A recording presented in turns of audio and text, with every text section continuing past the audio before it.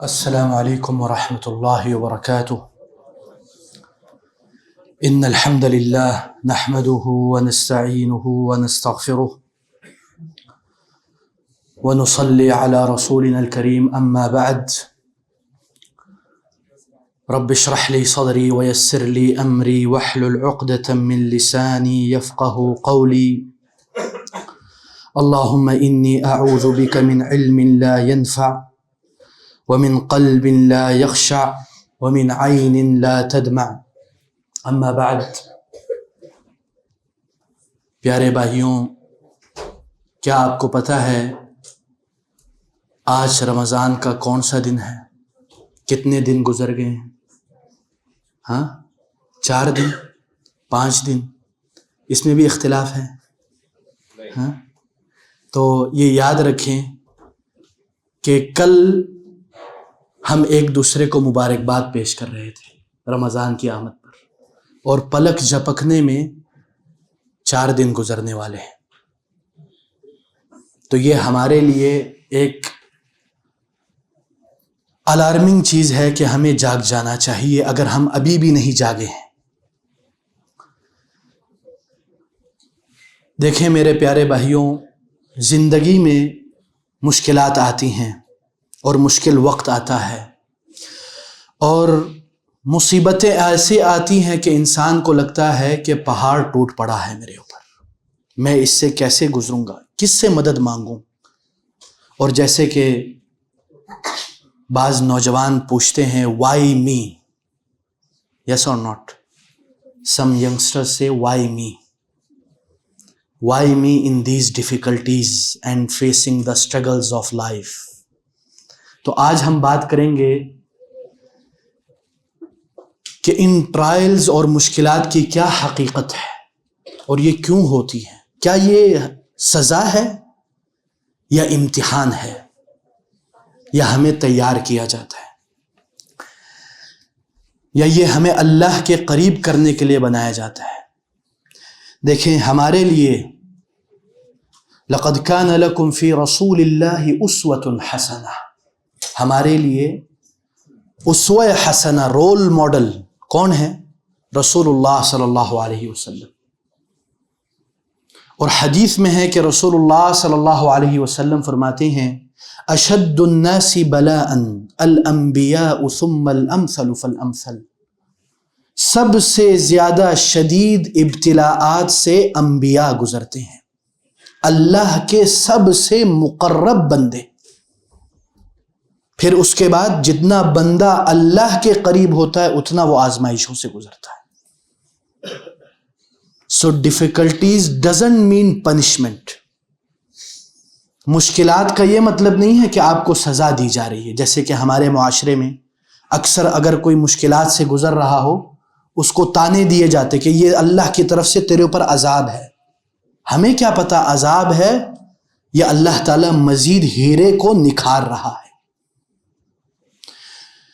اگر ہم رسول اللہ صلی اللہ علیہ وسلم کی زندگانی پر ایک طائرانہ جائزہ لیں، ایک پینورامک ویو سے رسول اللہ صلی اللہ علیہ وسلم کی زندگی کو دیکھیں، تو رسول اللہ صلی اللہ علیہ وسلم کی اس دنیا میں آمد سے پہلے ان کے والد چل بسے تھے،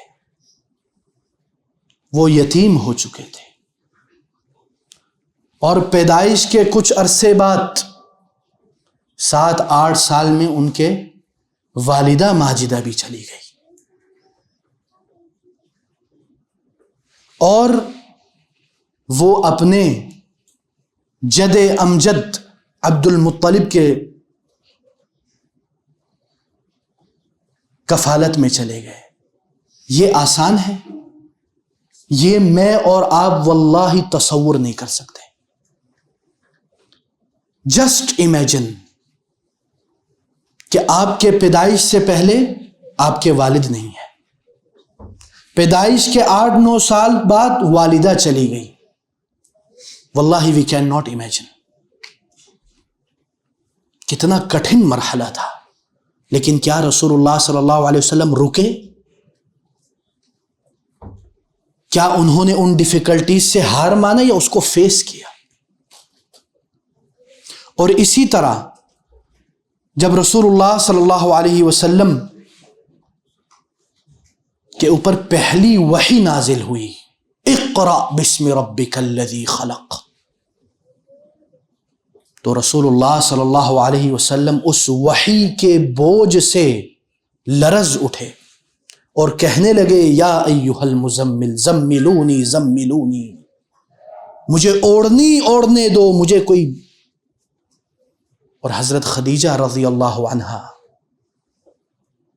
نے کیا کہا رسول اللہ صلی اللہ علیہ وسلم، ایک سپورٹیو وائف کے طور پر وہ بھی سامنے آئی اور کہا لن یضیعک اللہ انک لتصل الرحم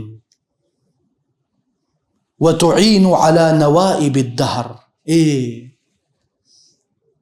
اللہ کے نبی تجھے اللہ ضائع نہیں کرے گا، تو لوگوں کی مدد کرتا ہے، ان کی مشکلات میں آگے آگے ہوتا ہے، دلاسا دیا۔ اور جب رسول اللہ صلی اللہ علیہ وسلم نے، اللہ تعالیٰ نے جب حکم دیا کہ آپ اپنے وَأَنذِرْ عَشِيرَتَكَ الْأَقْرَبُونَ، اپنے قریب داروں کو دعوت دے، اور جب ان کو بلایا یا بنو ہاشم یا بنو عبد المطلب، ہر قبائل عرب جو موجود تھے ان کو بلایا، سب امٹ پڑے، سب آ گئے۔ تو رسول اللہ صلی اللہ علیہ وسلم نے کہا لو اخبرتکم ان جیشا من وراء هذا الجبل او مصدقی انتم، اگر میں تم لوگوں کو یہ بتاؤں کہ اس پہاڑی کے پیچھے سے ایک جیش جرار آ رہا ہے، کیا تم میرا یقین کرو گے؟ تو کیا کہتے ہیں وہ سارے کفار؟ کہتے ہیں ما جربنا علیک کذبا، ہم نے کبھی آپ کو جھوٹا پایا ہی نہیں۔ اور جب ان کو توحید کی طرف بلایا، ابو لہب نے کیا کہا؟ ان کے چچا تھے، کیا کہا؟ تبا لک الہذا جمعتنا، اس کا لفظی معنی یہ ہے تیرے ہاتھ ٹوٹ جائیں، انہوں نے بد دعا دی کہ تو نے اسی لیے ہمیں جمع کیا تھا۔ تو اللہ تعالیٰ نے تبت یدا ابی لہب نازل کی اور بتایا اصل میں کون ختم ہونے والا ہے، کون ہلاک ہونے والا ہے۔ یہ آسان مرحلہ ہے، یہ ایزی تھنگ ہے؟ بالکل نہیں۔ اور جب رسول اللہ صلی اللہ علیہ وسلم کو کفار قریش نے اتنی اذیت دی، سوشل بائیکاٹ، اور عام الحزن میں ان کی زوجہ ماجدہ حضرت خدیجہ رضی اللہ عنہا فوت ہو گئی، اور ان کے چچا ابو طالب بھی چلے گئے۔ کس کٹھن مرحلے سے گزرے ہوں گے۔ اور اس کے بعد مکہ سے ہجرت کرنے پر مجبور ہو گئے، اور جاتے ہوئے مکہ کی چوٹی پر کھڑے ہو کے کیا کہنے لگے؟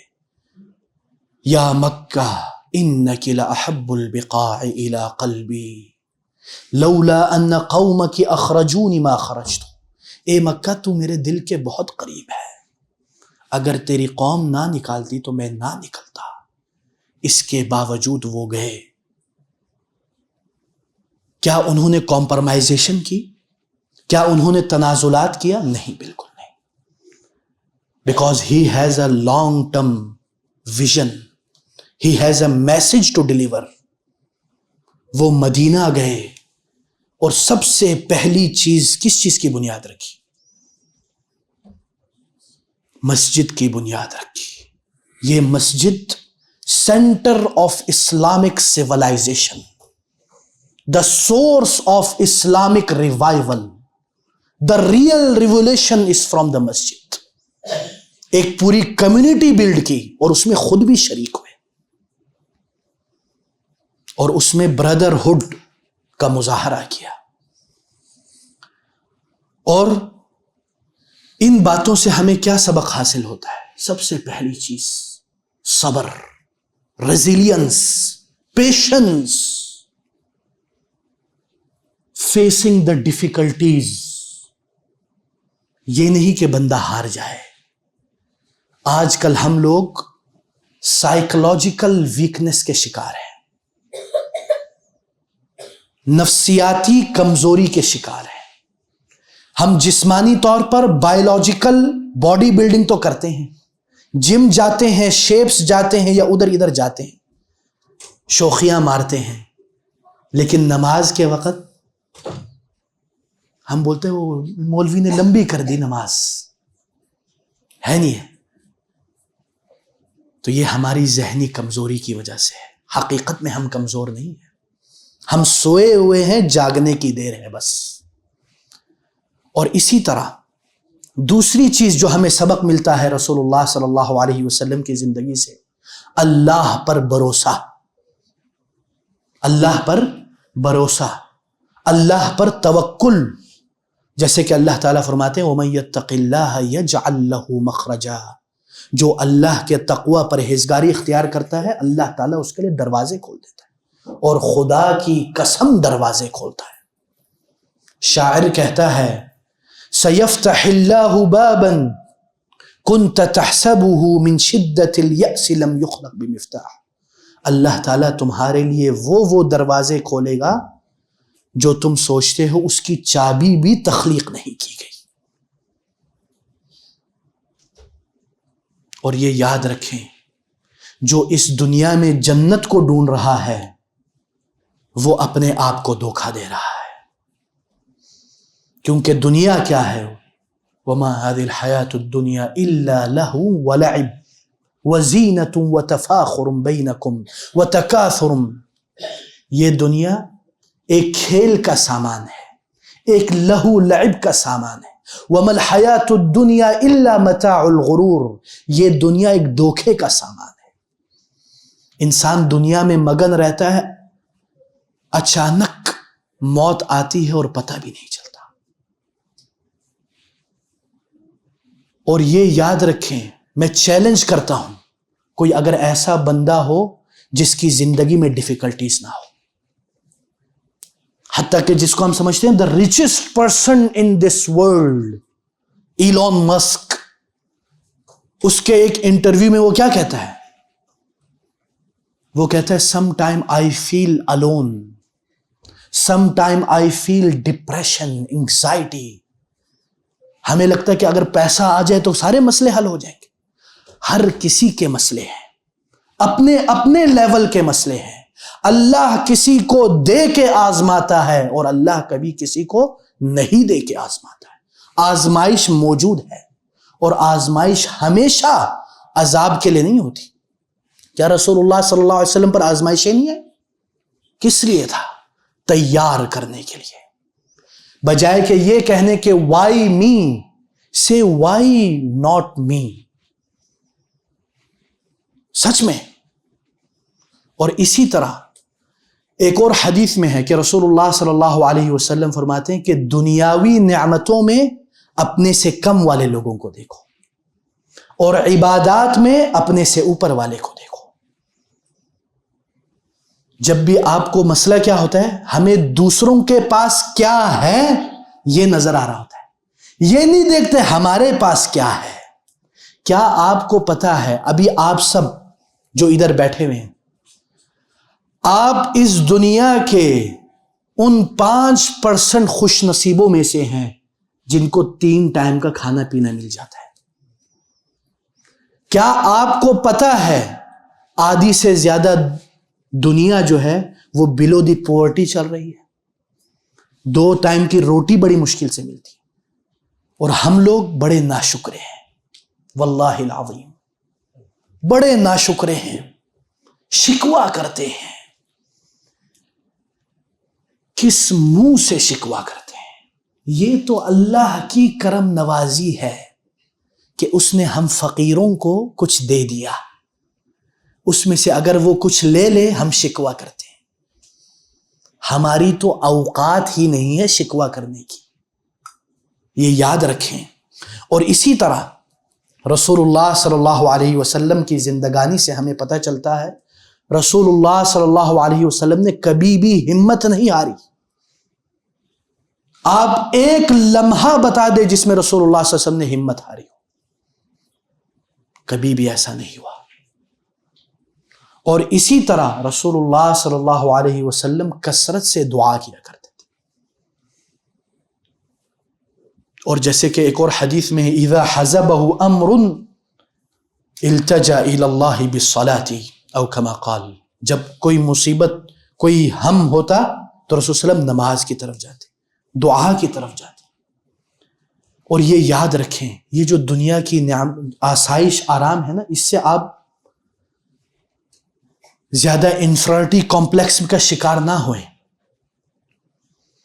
صحیح مسلم کی روایت ہے کہ قیامت کے دن سب سے زیادہ دنیا میں عیش آرام عشرت Bugatti Lamborghini gold and whatever billions of dollars, اگر وہ کافر ہوگا اس کو جہنم سے نکال کے اس کو جب جہنم کی ایک ڈبکی اس کو لگایا جائے گا اور پوچھا جائے گا کیا تم نے کبھی دنیا میں کوئی تجھے نعمت آئی؟ بولتا ہے واللہ میں نے زندگی میں کوئی نعمت چکھی ہی نہیں ہے. وہ جہنم میں ایک ڈبکی ایک غوطہ دنیا کی ساری آرام و آسائش کو بلا دے گی. یہ ہے دنیا کی قیمت. اور دوسرا شخص جو دنیا میں سب سے فقیر ہوگا، دیکھنے میں ہمیں کیا کہتے ہیں ہم لوگ؟ بھکاری. لیکن وہ بھکاری اللہ کے نزدیک بہت بہت بڑا اس کا مقام ہوگا. اس کے سامنے سارے دنیا میں دروازے بند کر دیتے ہیں، اس کو لفٹ نہیں کراتے، اس کو منہ نہیں لگاتے. حدیث میں ہے کہ ایسے شخص، ایسے بھی اللہ کے ولی ہوتے ہیں، اغبر اشعث لو اقسم علی اللہ لابرہ،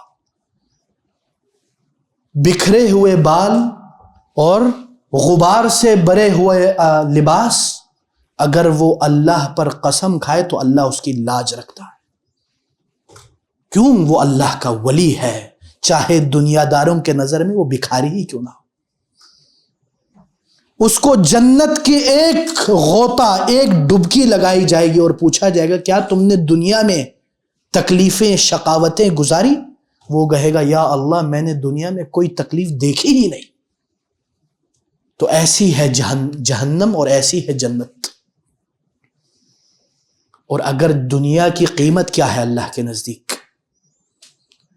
حدیث ہے رسول اللہ صلی اللہ علیہ وسلم کی صحیح حدیث، لو كانت الدنيا تساوي عند الله جناح بعوضة ما سقى كافرا. اگر یہ دنیا کی قدر و منزلت، مچھر دیکھا ہے نا کتنی چھوٹی ہے، اس مچھر کے چھوٹے سے پر، اگر اس پر کے بھی برابر یہ دنیا ہوتی تو کافر کو ایک گھونٹ پانی بھی نہ پلاتا.